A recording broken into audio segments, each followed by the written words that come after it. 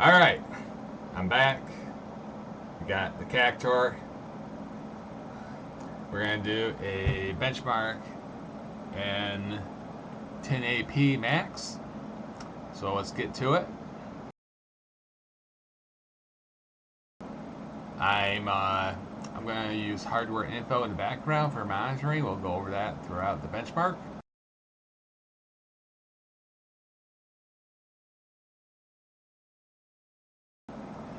I already set the screen, my monitor, to 1080p, 100% scale.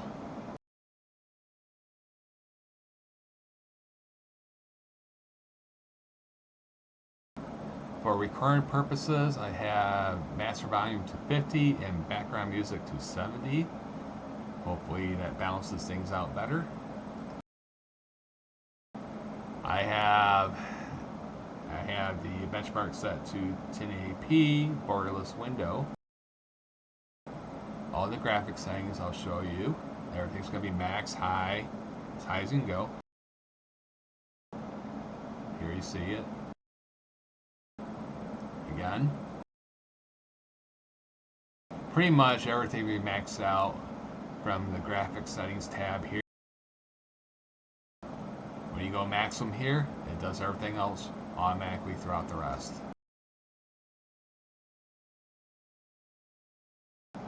Okay, let's begin. I don't want to turn this into a 20-minute video.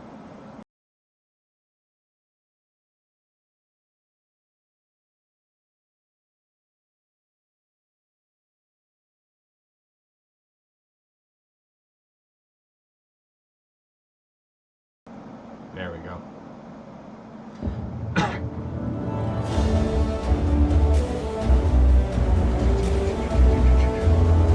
Alright, so I get too animated in the background here.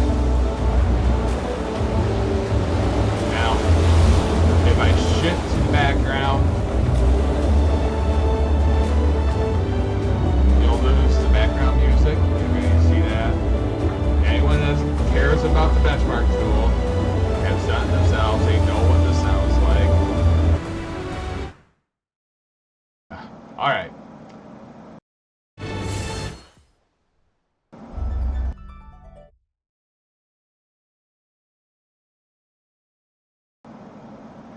So we're gonna, as the benchmark's going, we can see I'm getting, my cores are getting up to 5050 megahertz. I'm getting max cores. Okay.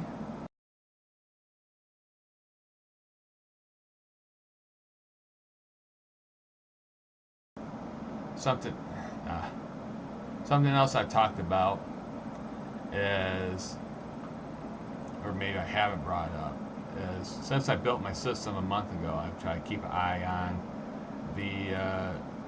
the temps on the system for gaming. And so far, while max doing gaming or benchmarks, I've been getting, maximum like 62 C's, something like that.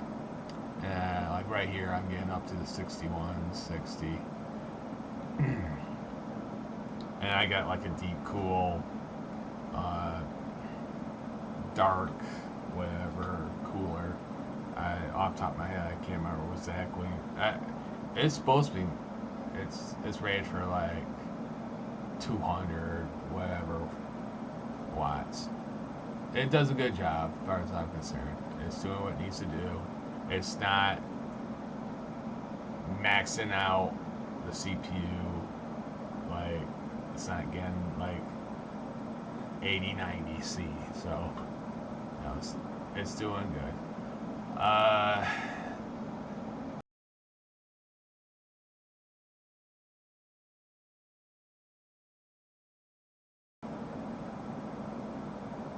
We can see the other temps for the system here.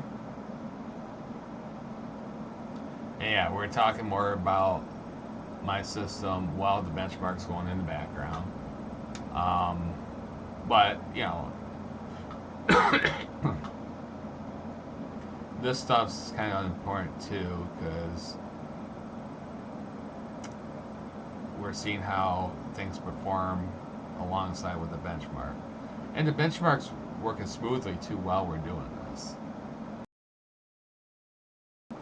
Plus, I want to save time and not talk about this after the video. Let's see what else. And the voltages, by not going into EXPO mode, are lower right here. The VDD is lower. I believe that's the one. Oh no, the CPU VDD IO, that's lower too, I think. They will go lower if I remember when you have EXPO off. I noticed it, if I remember right. That was stuff I was trying to pay attention to, because when you go EXPO, it boosts some of those things up.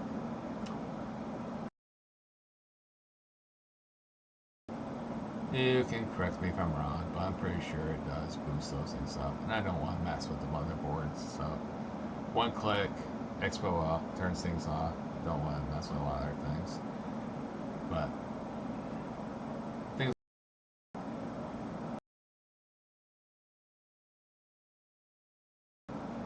You can see some info on the GPU here.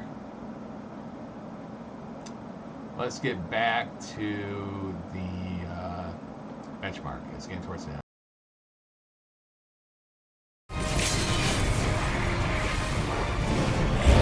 It got loud.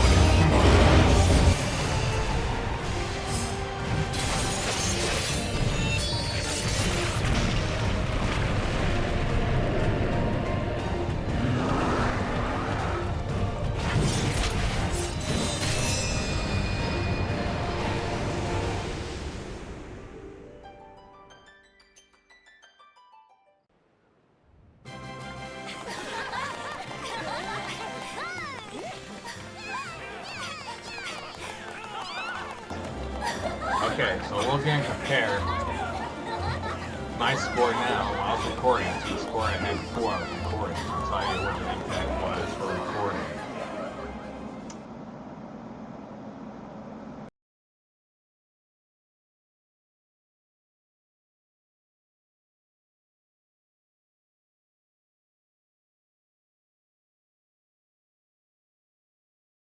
Press save.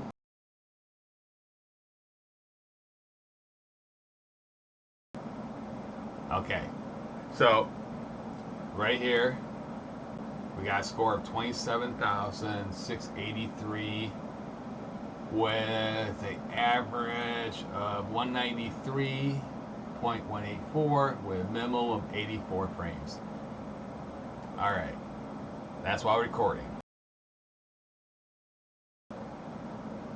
When I wasn't recording, I got 29,249. Not recording. So 29,000, 27,000. So we're talking like 2,000 point difference while recording.